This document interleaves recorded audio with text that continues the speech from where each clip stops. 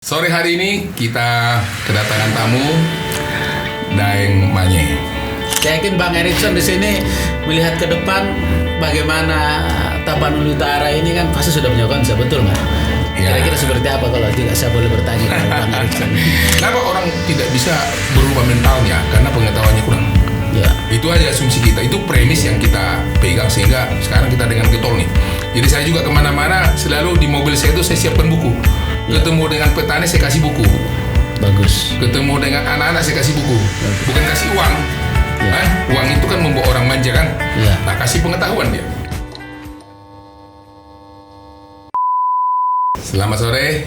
Selamat datang di Bisukma Bincang Bareng. Sore hari ini kita kedatangan tamu Daeng Manye. Ya. Jadi Daeng itu panggilan untuk Makassar ya? Iya. Artinya kakak. Artinya kakak. Iya, Kalau kakak. di Sumatera itu abang. Abang. Ya, sama. Oke. Ya. Ya, Daeng. Jadi ini Daeng kan baru juga perjalanan di luar kota ya. Capek Ya. sekali rasanya. Gimana? Ya, lumayan Setelah singgah di perjalanan. Tarutung Tapanuli Utara rasanya gimana? Ada Jadi pengen ke Tarutung itu sebenarnya sudah lama ya. Jadi sekitar 4-5 tahun yang lalu sering keliling Sumatera ya. Oke. Baik ketika masih di PINS ya. ya. Waktu itu sempat sampai ke Siantar, Rantau Prapat ya, kemudian daerah Kabanjahe, dan pernah nginap di Simalang waktu itu. Jadi ngeliat keindahan Danau Toba, sehingga satu saat ini kan belum semua Sumatera Utara ini didatangin. Dan tiba-tiba kok hari ini ya memang sudah kita diskusi atau bicara sebelumnya ya, nyampe juga akhirnya di Tapanuli Utara kan, landing di Silangit. Dan terus terang ini baru pertama kali saya landing di Silangit. Kesan saya luar biasa gitu ya. Ketika landing itu banyak gunung-gunung, bukit, pemandangannya indah. Saya lihat banyak kebun sayur gitu. Terus sebelah kanan itu Danau Toba. Jadi luar biasa di Tarutung ini. Oke. Ya. Kesannya luar biasa ya. Betul, Oke. luar biasa Bang Erikson. Ya. Ya, Daeng kan ini kan sangat sibuk ini dengan Ya. kegiatannya gitu ya. Ya. Kemarin kalau nggak salah saya dari Bangka Belitung ya. Ya, betul. Oke, kira-kira bisa bercerita dulu kegiatannya saat ini seperti apa kesibukannya? Ya, sekarang kan kami atau saya di Telkom Property ya, diberi amanah sebagai presidir ya di Telkom Property. Telkom Property itu anak usaha dari Telkom yang memang diberi amanah untuk mengelola aset Telkom di seluruh Indonesia, baik itu tanah, baik itu bangunan dan lain sebagainya. Jadi kita diberi amanah. Nah, setiap 3 bulan ini kita lakukan apa yang disebut dengan biasalah ya, kalau perusahaan company itu selalu ada evaluasi ya, bahasa bisnisnya itu business overview lah ya, kira-kira seperti itu. Dan kemarin kita lakukan di Bangka Belitung, sebelumnya di Jakarta ya, dan ini kan yang kedua. Jadi ke-1 kemarin di Jakarta dan by Zoom ya, karena situasinya belum oke ya. Sekarang bisa ketemu fisik lah, kira-kira begitu ya. Cobalah kita cari tempat dekat dari Jakarta, kebetulan ya udah di Bangka Belitung aja. Sekalian kemarin itu kita ada kerjasama dengan pemerintah Kabupaten Bangka Belitung untuk meleveraging aset di lokasi Bangka Belitung. Jadi sambil meeting, sambil juga berpartner ya dengan pemerintah Kabupaten Bangka Belitung ya. Dan juga dihadiri oleh Pak Gubernur, Pak Ridwan Jamil hadir juga. Luar biasa. Jadi pada saat tanda tangan itu disaksikan oleh Pak Bupati dan Pak Gubernur Bangka Belitung. Udah selesai ya, sudah kita ngobrol-ngobrol, akhirnya nyampe juga kita ke sini ya. Udah lama sebenarnya sama Bang Erikson ini. Tapi begitu ada waktu ya sudahlah. Daripada ditunda-tunda ya sudah, kita sekalian sambil sharing. Ya, terima kasih Daeng. Jadi saya dengar juga Daeng kan saat ini sedang ini juga ya, sedang senang-senangnya pulang kampung ya.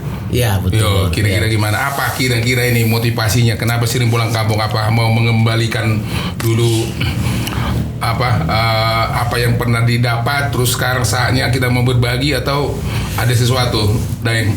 Ya, 2 tahun terakhir ini ya, pas waktu kosong-kosong begitu, khususnya Sabtu dan Minggu itu sering pulang kampung. Kampung saya di Makassar sana, Kabupaten Takalar ya.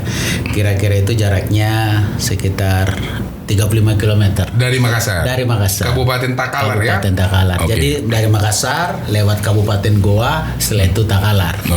Nah itu dekat, kira-kira paling lama 1 jam lah kalau ke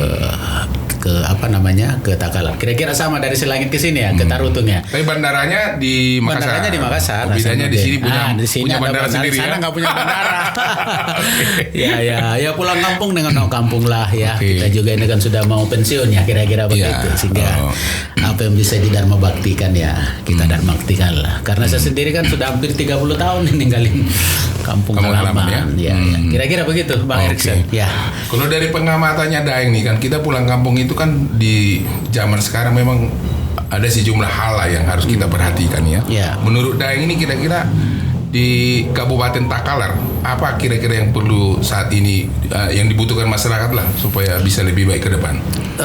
Saya kira kan kita melihat potensi dulu ya.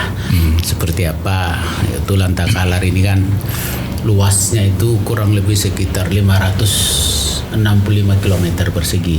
Kalau di Tapanuli Utara kan tadi kita bincang-bincang 700 ribuan km persegi. Wah, luas sekali. Ya, hampir 12 kali lipat ya. 12 kali lipat. Kalau di Takalar kecamatan desanya itu 102. Kalau di sini sekitar 241. Jadi 2 kali lipat lebih. Jadi luas banget nih. Tarutung ya. Maka Takalar ini kecil, jadi kita lihat potensinya. Terus kira-kira dari potensi itu apa yang bisa kita kembangkan untuk membangun ekonomi masyarakat, membantu masyarakat kita sehingga mereka bisa lebih baik lah, lebih sejahtera ya. Kira-kira seperti itu Bang Erikson. Iya. Kita lihat juga kan dari sisi SDM. Ya. Rasanya sih kalau di kabupaten itu agak ketinggalan nih. Kalau di sana gimana menurut pengamatannya, Nay? Iya, jadi saya lihat itu kan profiling ya. Kira-kira mungkin hampir sama lah beberapa tempat atau di Indonesia ini. Kalau di profiling itu SMA, populasi SMA, SMP, SD, bahkan yang tidak sekolah juga ada. Jadi ini tantangan besar di kita dalam kaitannya peningkatan kualitas sumber daya ya kan. Kalau bicara kesejahteraan, bicara inovasi, bicara juga kualitas sumber daya. Nah, bagaimana kita mengelola ini menjadi lebih baik, kira-kira seperti itu ya. Semua ada challenging-nya sih ya. Kira-kira seperti, dan ini menjadi pemikiran kalau saya ya, pemikiran hal apa yang kita bisa bantu, kita bantulah masyarakat kita. Ya, supaya juga paling tidak mereka juga sama dengan yang lain yang bisa menikmati lebih baik gitu, dan itu juga saya kira hak mereka juga untuk bisa menikmati pendidikan ya.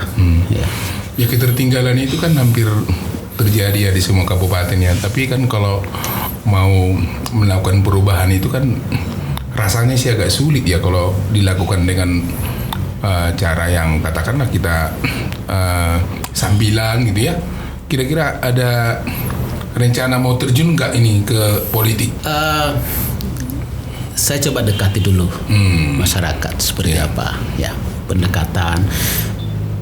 Walaupun orang sana, tapi kan harus tahu ya bagaimana satu desa dengan desa lain, karena di sana itu beda-beda. Ada masyarakat pulau, karena ada pulau di sana itu. Dipetakan dulu ya? Iya, tinggal di pulau, mereka kehidupannya seperti apa. Masyarakat nelayan gitu ya, terus cari ikannya di mana, apa persoalan utama. Ada juga masyarakat pantainya di sana. Panjang pantainya itu 74 km. Seperti apa kehidupan masyarakat pantai, bagaimana menghadapi abrasi, bagaimana musim hujan, musim kemarau, bagaimana mereka bernelayan. Ada juga dataran rendahnya yang jadi ibu kota lah, kira-kira seperti itu. Dan ada dataran tingginya. Kalau di sini dataran tinggi di Tarutung ini kan kurang lebih ketinggian sekitar 800 ya kilometer ya. Ada sampai 1000. Ada 1000 ya. Di sana tidak tinggi-tinggi amat sih. Paling tinggi itu mungkin sekitar 300-400, tapi perbukitan-perbukitan di lereng gunung tapi jauh. Ya, saya sih melihat kira-kira persoalannya dari masing-masing tempat ini apa. Tadi dari berbagai hal, dari sisi ekonominya, ya, pendidikannya, kesehatannya, pengembangan UMKM-nya seperti apa, industri pariwisatanya seperti apa, kemudahan tenaga kerja, kemudahan akses informasi, apalagi sekarang era digitalisasi ya.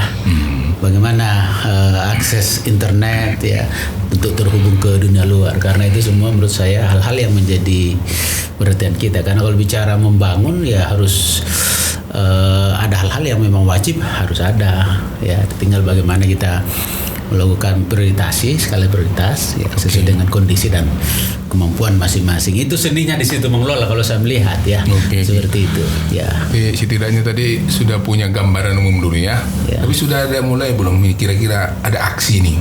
Aksi ya dengan ada waktu kesempatan khususnya hari Sabtu hari dan Ahad weekend ya. Weekend itu seandainya kosong kegiatan di Jakarta, saya coba selalu bersilaturahim Bang Erikson di sana. Biar kita kenal lah ya. Tak kenal maka tak sayang, kira-kira begitu. Sehingga kita di samping menurut saya sih, di samping ada kedekatan secara emosional ya. Kita juga bisa memahami tadi yang saya bilang itu, persoalan-persoalan basic problem secara psikologi, sosiologi, secara ekonomi, kondisi masyarakat. Jadi dapat semua kira-kira, walaupun memang waktunya sangat terbatas ya. Ya mudah-mudahan nanti setelah kita pensiun ini kan ya, kondisi-kondisi kan bisa selalu dinamis dan berubah ya, untuk terjun langsung ke masyarakat ya. Tapi paling tidak ada awalan-awalan yang sudah mulai dari sekarang seperti itu, walaupun dengan keterbatasan waktu dan lain sebagainya. Iya. Kita lihat sekarang kan secara demografis bahwa penduduk kita ini kan numpuknya kan di usia muda ini. Iya. Kira-kira untuk usia mudanya gimana gambarannya di sana? Jadi Takalar itu luasnya tadi sekitar 565 ya kurang lebih kilometer persegi. Jumlah penduduk itu 295. Ribu ya, 295 ya. Hampir sama dengan Tapanuli Utara ya. Lebih kurang ya. Tadi Bang Erikson kita sambil dari bandara ngobrol-ngobrol 300.000. Mirip-mirip lah. Tapi luasnya luas banget di sini. Dengan dataran tinggi yang berbukit-bukit. Nah, saya profiling ya, itu anak mudanya di sana itu usia 45 tahun ke bawah itu sekitar 60%. Jadi ada bonus demografi sebenarnya. Bonus demografi itu usia muda lebih banyak dibandingkan dengan yang lebih sepuh lah kira-kira. Jadi ini menjadi potensi untuk maju. Kenapa? Kalau usia muda kan biasanya produktivitasnya lebih tinggi ya, semangat kerjanya. Tapi harus diarahkan, karena kalau enggak juga jadi hal yang bisa berbeda nantinya kalau tidak diberikan kemudahan-kemudahan atau diajak diskusi, keterbukaan dan sebagainya, karena akan menjadi bisa sebaliknya kalau itu bonus demografi itu kita tidak manfaatkan dengan sebaik-baiknya. Nah, jadi saya lihat juga ini ada potensi di situ, kondisi alam, terus resourcesnya, usianya tadi. Ya walaupun kaitan dengan pendidikan ini ya saya bilang ya hampirlah sama dengan beberapa kota-kota dan daerah di Indonesia. Masalah pendidikan ini juga masalah yang menjadi penting dan prioritas karena menyangkut masalah resources, sumber daya manusia. Ya. Ya Deng, jadi sudah banyak hal yang kita bicarakan Deng. Mungkin ada pesan ini sama ya kampung kita di sana Takalar sama untuk Kabupaten Tapanuli Utara, apa kira-kira pesan ini? Pesan moral kira-kira begitu. Jadi saya lihat ini di Tarutung ya, di Tapanuli Utara ini hamparannya luas, ketinggiannya daerah cocok untuk perkebunan ya. Hortikultura juga. Dari pesawat landing itu banyak sekali saya lihat itu plastik itu, sayur-sayur yang cocok untuk ketinggian, sehingga potensi alam ini harus dikembangkan, harus dimanfaatkan. Kalau banyak orang yang masuk, banyak investor, berarti menggunakan sektor industri perkebunan atau sayur mayur, karena kan kebutuhan sayur mayur ini ya tidak akan pernah habis selama ada manusia. Tinggal bagaimana mengelola bibit itu barangkali termasuk cara penyimpanan, cold storage, karena market ini kan ke Medan, ke Batam, bahkan ke Singapura, bahkan ke Kuala Lumpur, ke Penang atau kota-kota lain di sekitar Sumatera Utara dan Sumatera Selatan, sehingga potensi yang dikaruniai di Tapanuli Utara ini cukup bagus ya, khususnya untuk di daerah perkebunan. Ya sama dengan itu tadi, sama di Takalar, bagaimana masyarakat ini bisa lebih paham produksi, lebih paham kualitas, akses ke market, apalagi mereka bisa menggunakan marketing 4.0 kan, transaksi dengan internet ya, itu luar biasa itu. Di samping juga tadi saya dengar ada geothermal ya di sini ya. Apa tuh? Geothermal. Oh iya, geothermal ada. Iya. Jadi Dan sekarang jalan saya lihat bagus juga sih ya. Iya, Tadi iya. saya jalan dari Silangit itu Mulus ya. mulus. Iya. Hampir tidak ada yang lubang, mulus semuanya jalannya itu. Jadi Iya. sambil saya berjalan, waduh ini kok jalannya bagus di sini. Kira-kira itu, dan saya yakin Bang Erikson di sini melihat ke depan bagaimana Tapanuli Utara ini kan pasti sudah punya konsep, betul nggak? Iya. Kira-kira seperti apa kalau juga saya boleh bertanya ke Bang Erikson? Ya tentu sama lah ya. Tadi dengar Daeng menyampaikan pemetaan wilayah itu sangat penting. Ya, Supaya kita tahu kan kira-kira apa yang harus kita lakukan agar ke depan lebih baik. ya, Jadi pemetaan demografis, geografis, dan psikografis. Ya saya pikir itu sudah umum lah ya. Tentu dari situlah kita akan bisa melakukan hal apa saja. Misalnya tadi kan bidang ekonomi gitu ya, yang saya sampaikan ekonomi, di pendidikan atau SDM, kemudian juga di kesehatan, ya, ataupun di bidang-bidang lain ya. Jadi itu saya pikir yang menjadi utama. Nah, namun sekarang ini bahwa dengan perkembangan teknologi tentunya kita tidak boleh lagi tidak melibatkan teknologi digital gitu ya. Kira-kira Betul, begitu ya, juga tadi kan? betul, ya, betul. Di Digitalisasi. semua industri harus kita libatkan karena dengan digital itu kita akan mempercepat peningkatan juga literasi masyarakat. Kemudian juga menghadirkan efisiensi, produktivitas, kan begitu ya. Ya termasuklah ruangan kita ini kan ruangan juga yang kita sediakan untuk mempercepat sampainya informasi kepada masyarakat, sekaligus juga meningkatkan literasi dan juga mendekatkan masyarakat itu dengan teknologi. Nah, kira-kira gitu deh. Iya, iya, Mirip-mirip lah ya. Kita ini terakhir ketemu tahun berapa ya? Tahun 2019 barangkali atau 2020 ya? Di Jakarta. 2020. Pasti 2 tahun ini udah banyak perubahan ini Bang Erikson ini banyak lakukan ya. Saya lihat pertama turun dari mobil Bisukma. Terus apalagi di ininya itu Beta Pature. Beta Pature, Pature diri, Pature keluarga, Pature Kuta. kuta. Nah, kira-kira gimana itu konsepnya? Terus ada foto baliho besar yang dari jauh udah kelihatan begitu. Barangkali Bang Erikson bisa cerita kenapa masuk dalam Bisukma tadi itu dan Beta Pature itu. Ini Daeng Manye ini ya cepat, ini smart ya. Jadi begitu baca satu kali langsung nempel gitu ya. Padahal bahasa Batak gitu. Ngerti-ngerti dikit lah bahasa Batak. Saya senang tadi disambut juga dengan apa itu ulus ya. Oh iya. Berarti dianggap sudah bagian dari masyarakat yang ada di sini kan begitu. Iya, terima kasih Daeng. Jadi memang Beta Pature itu kan adalah budaya yang kita angkat dari kebiasaan-kebiasaan yang terjadi di masyarakat, sekaligus kebiasaan ini kebiasaan yang perlu harus kita perkuat. Ya. Ya. Jadi Beta Pature itu semangatnya kalau kita mau maju ya kita harus membenahi. Ya tentu. Kuncinya di situ ya. Nah, membenahi itu mulai dari diri sendiri. Ya. Kan begitu kita benahi diri sendiri, maka kita sudah berani berdiri, bisa berani tampil di keluarga. Contohlah bapakmu, Ya. gitu kan. Betul. Nah, keluarga terbentuk setelah keluarganya sudah kuat, maka kita kita berkontribusi untuk perbaikan kampung halaman. Kira-kira gitu sih konsepnya. Jadi makanya jadi role model itu penting. Betul. Kan seorang leader itu kan dua hal yang harus dia demonstrasikan. Pertama adalah membiasakan perilaku positif. Oke. Dan kemudian kedua harus bisa berani berdiri di depan orang. Contohlah saya. Ya. Nah, itu sih yang kita lihat. Kira-kira gitu pemikirannya kenapa budaya Beta Pature ini menjadi relevan, dan saya pikir tidak hanya di Tapanuli Utara ya, itu bisa berlaku universal karena kan tadi bicaranya bahwa itu digali dari situasi yang terjadi sekarang, sekaligus juga bagaimana mengantisipasi peradaban yang akan terjadi ke depan. Jadi menggali dari bahasa tadi kearifan lokal, melihat kondisi ke depan dan kondisi peradaban. Betul. Sehingga lahirlah itu Beta Pature. Luar biasa itu ya. Approach pendekatan bahasa yang digunakan sederhana, mudah diingat dan mengena langsung. Menurut saya sesuatu yang bagus ya. Dan kira-kira kegiatannya apa selama ini dengan Bisukma, kemudian apa itu Beta Pature itu. Ya. Ya.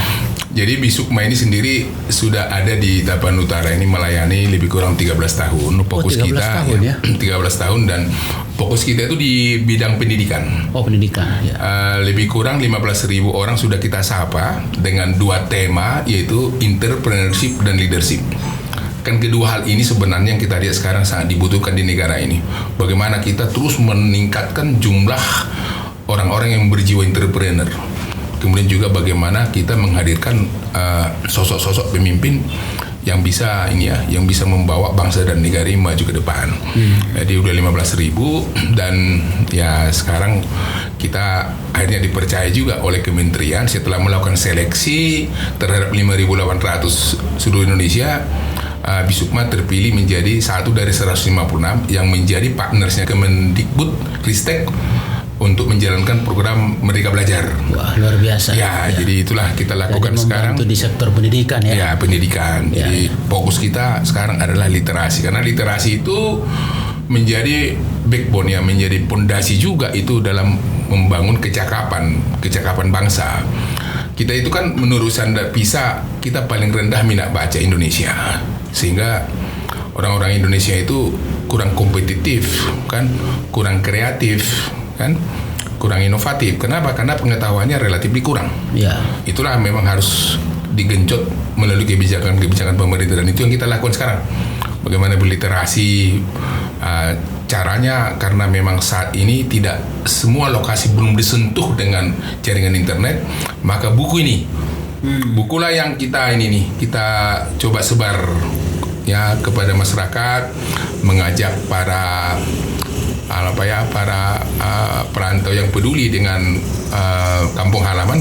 Kita ajak mereka untuk bisa mendonasikan bukunya 1-2 biji. Sudah, ini yang kita sebarkan ke masyarakat melalui sekolah-sekolah maupun melalui pojok baca yang ada. Berarti bukunya dari masyarakat, Ya. kemudian lewat Bisukma ini kemudian diberikan kembalikan kepada. ke Jadi dari ya. masyarakat atau masyarakat berarti Ya. memfasilitasi masyarakat Ya. dalam konteks membantu pendidikan ya. Iya, Luar jadi biasa. memang kita lihat sekarang harus kita ajak banyak orang terlibat, kan, karena kepentingan ini kan tidak hanya kepentingan kita semata, tapi kepentingan bangsa. Ya, harapan kita sih ini harus menjadi gerakan nasional ini, gerakan nasional peningkatan literasi, kan, karena literasi inilah menjadi satu jalan juga untuk revolusi mental. Betul. Kenapa orang tidak bisa berubah mentalnya? Karena pengetahuannya kurang.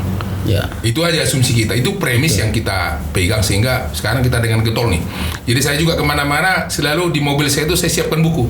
Ketemu dengan petani saya kasih buku. Bagus. Ketemu dengan anak-anak saya kasih buku. Oke. Bukan kasih uang. Ya. Kan? Uang itu kan membawa orang manja kan. Ya. Nah, kasih pengetahuan dia. Kira-kira gitu sih. Edukasi ya. Edukasi, ya. Jangan dibuat dia berpikir hedonistis kayak gitu ya. Ya, betul Leng. Kemudian yang kedua, karena di sini sektor usahanya adalah pertanian, kan, lebih kurang 70-80%, maka kita sekarang sedang mendorong agar petani ini bisa mandiri melalui apa? Melalui pembuatan pupuk sendiri. Nah, sekarang harga pupuk kan Pupuknya pupuk cair atau apa? Pupuk Kompos atau apa? Bahan pupuk organik cair ya? dan pupuk padat. Pupuk padat ya. Yang bahannya ya kompos lah ya, dari hewani maupun dari nabati. Ya, ini sedang kita Bahan bakunya dari mana itu sampai dari bisa di sekitar. Dari sekitar. Karena intinya sebenarnya Berupa apa bahan bakunya itu? dari tanaman-tanaman yang ada di sekitar mereka lah. Contoh kan ada kipait, itu kan nggak banyak digunakan. Iya. Sementara itu sudah ada di dalam NPK. Iya. Kan ini juga mau ada itu ya, jadi kita ajak agar mereka bisa mandiri dulu nih, tapi nanti kalau misalnya kebutuhannya skala besar, maka kita akan kerjasama dengan pabrikan. Tentu orientasi kita juga harus organik. Iya. Karena organik ini kan kita bermaksud juga kan bagaimana menjaga agar tanah kita ini kan bisa digunakan secara berkelanjutan. Ini sesuatu yang sangat menarik karena kenapa? Dari kondisi lokal kemudian berkreasi, berinovasi untuk mendorong pertumbuhan khususnya di pertanian. Apalagi daerah sini tadi kan luas banget itu daerah untuk pertanian, untuk hortikulturanya ya. Jadi ya ini sangat membantu masyarakat kita itu, Bang Iksan ya. Iya deh. Iya. Ya. Apa namanya? Ini kan masih bolak-balik nih kayaknya Jakarta Tarutu nih. Nah, gimana mengatur waktunya ini sementara luas dari Tapanuli Utara ini tadi berapa ribu kilometer ya? 7.000 ya. 7.000-an ya. 7.000 luas sekali dan daerahnya bukit. Oh, desanya sangat banyak. Sampai 240. Bagaimana membagi waktunya ini? Iya. Di samping ada kegiatan tadi Bisukma ya dan sebagainya gitu. Iya. Jadi ya sama dengan apa yang disampaikan Daeng tadi kan. Ya inilah waktunya kita juga kan ikut berbagi dengan kampung halaman. Iya. Karena ketertinggalan di kampung halaman itu kan kita juga perlu ikut bagaimana dapat mengelola disparitas ini. Yang pertama saya pikir niatnya dulu ya, niat kita sih benar-benar adalah untuk ikut membangun kampung halaman seperti juga yang Daeng sampaikan tadi. Kemudian waktu ya kita manage lah. Jadi memang sekarang ini saya 10 hari dalam sebulan selalu ada di kabupaten ini. Iya. Saya selalu menyapa orang tua, anak-anak, petani dan kelompok-kelompok lain. Iya. Jadi apa aja lah yang bisa, karena saya pikir begini. Mereka itu kan perlu berkomunikasi dengan orang yang bisa mereka dengarkan hal-hal baru supaya pengetahuannya bertambah. Ketika pengetahuannya bertambah, katakanlah petani itu. Ketika pengetahuannya bertambah, maka cara bertaninya juga ada potensi untuk berbeda. Ya. Nah, kira-kira gitu. Jadi kita kunjungan-kunjungan aja. Kemudian seperti tadi ada pupuk yang sudah bisa kita buktikan bisa kita buat, kita dorong mereka buat sendiri. Termasuk tadi kan anak-anak kita dorong agar terus semangat belajar. Dan sekarang anak-anak sekolah SMP di Tapal Utara ini, di sekolah yang kita bina, setiap sebelum masuk pelajaran itu 15 menit sudah wajib baca. Oh, baca ya. Kan wajib baca. Dan tahun ini itu tahun pertama wajib baca, tahun kedua sekarang tidak lagi hanya sekedar membaca, harus mampu menginterpretasikan apa yang dibacanya. Harus bisa dia menghubungkan bacaan satu dengan bacaan yang lain. Ya. Bagaimana juga dia bisa secara kontekstual bercerita tentang kehidupan di luar. Ya. Kira-kira itu, sehingga kan tingkat literasinya kita harapkan kan sudah tidak sekedar lagi minat baca. Namun memang di sini perlu kerjasama semua ya, orang tua kan, siswa, para guru, ya kita semua lah, organisasi juga begitu. Ya gitulah deh. Ketika melaksanakan program tadi Bisukma itu ada waktu-waktu tertentu nggak? Gimana turun ke masyarakat atau apa terkait dengan program itu tadi, literasi untuk masyarakat kita? Ada waktu tertentu di set up atau bagaimana kira-kira? Ya, kita jadwal Deng. Jadi memang setiap bulan seperti yang saya sampaikan tadi, 10 hari kami ada di Tapal Utara ini. Disitulah kita jadwalkan ketemu dengan para guru, dengan siswa dan orang tua. Ya, kita maksimumkan lah. Jadi memang karena seharian itu kita di lapangan saja. Kita ini kan momen itulah yang kita gunakan. Ya itulah kira-kira Deng. Ya, Bang Arikson ini lama kami satu tim dulu ya, waktu di Jakarta lama satu tim. Jadi bukan tim sebenarnya, beliau ini adalah komandan saya beliau ini. Jadi dulu waktu saya masih JM ya, beliau adalah deputi EJM, jadi kepalanya para JM lah. Jadi saya banyak hal yang saya pelajari dari Daeng Manyen ini. Saya lihat pertama orangnya disiplin. Kedua, sangat tahu cara bagaimana menggolkan sesuatu target, kan? Dan bagaimana mengawalnya, bagaimana juga approach kepada timnya. Jadi beliau ini walaupun dulu atasan saya tidak pernah keluar kata-kata yang kasar atau keras, tapi dengan lembutnya gitu kan. Tapi kita sendiri yang grogi gitu ya. Kita grogi. Jadi ya itulah saya pikir itu kebapaannya ya sangat tinggi ya. Jadi saya pikir dibutuhkan itu di zaman sekarang. Kan ya tadilah juga kan sudah kita sama-sama dengar bagaimana tadi Daeng pergi dari Bangka Belitung, masih sempatkan juga datang ke sini. Padahal sebenarnya datang ke sini itu kan karena tadi ada merasa ada hutang ya, ada pernah janji ya. Ada janji ya. Saya ingat ini kapan lagi saya bisa melunasi janji saya, hutang saya. Karena bincang-bincang kita untuk mau ketemu udah lama sebenarnya, mungkin 2-3 bulan yang lalu. Bahkan waktu terakhir Bang Erikson di mana kok? Udah lama saya nggak ketemu. Ternyata udah pensiun. Makanya ya sudah kontak-kontak, kamu lagi dibantu sama Bang Roland gitu. Ya kita hadirlah di sini kan menikmati. Ini cuaca Tawar Ruteng ini sering mendung ya? Iya. adem lah untuk makan, untuk tidur. Wah, di sini memang Tadi tempatnya. mampir di air panas, saya nggak nyangka kalau di sini ada air panas ternyata Ya, ya. ada. Jadi kalau saya nggak kesini saya nggak tahu. Iya, iya. Ya, terus mampir di air panas itu ternyata juga menjadi salah satu objek ya. Iya. Untuk Nanti setelah ini kita ke air soda. air soda. Oh, Hanya- ada lagi air soda. hanya 2 di Apa itu? dunia. Mungkin Bang Erikson cerita apa itu air soda itu? Ya, air soda itu nanti itu mata air keluar air soda. Itu bisa langsung diminum air sodanya atau pakai untuk mentah sih. mandi? Mandi. Jadi itu hanya 2 di dunia, satu di Venezuela, satu di Tarutung. Di daerah mana tempatnya di sini? Dari Tarutung Kira-kira dari sini itu 10 menit lah, 10 menit 15 menit. Ya. Nanti kita ke sana, Deng. Iya. Deng nanti lihat dulu kan. Lihat dulu, barangkali nanti ada masukan kan. Iya, Deng kan terbiasa kan keluar spontan ide kreatifnya kan. Iya. itu pengalaman lapangan saya jadi lahir belajar dari lapangan sehingga kadang-kadang kalau kita di lapangan itu hal-hal yang tidak terpikirkan Iya. jadi muncul spontanitas karena Iya. butuh best practice lapangan practice, ya. itu. Saya juga pengen nanti setelah podcast ini kalau masih ada waktu jalan-jalan ya ke kota Tarutung Ya, ya. siap. Saya cuma dengar Tarutung tapi sekarang saya sudah berada di Tarutung ya. Siap, Deng. Ya. Ya, Deng. Ya, ini juga waktu juga yang membatasi kita. Ya, demikian sahabat Bisukma. Perbincangan saya dengan Daeng Manyen ya.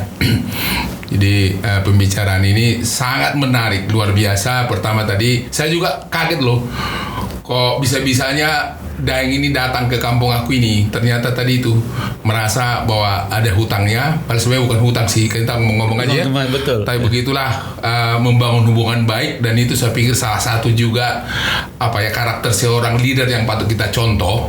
Ya, tadi kita juga mendengarkan sama-sama bagaimana beliau di tengah kesibukannya yang terus berusaha berinovasi, menghadirkan sesuatu yang berbeda sehingga kinerja daripada perusahaan yang dipimpin sekarang yaitu GSD ya. Iya.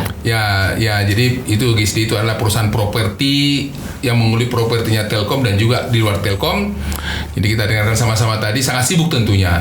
Dan tadi juga udah kita dengarkan bagaimana meran bisnis di properti ini tidak lagi hanya mengelola internal capabilities, tapi juga bagaimana memanfaatkan resource luar, yaitu melalui kolaborasi tentunya. Iya.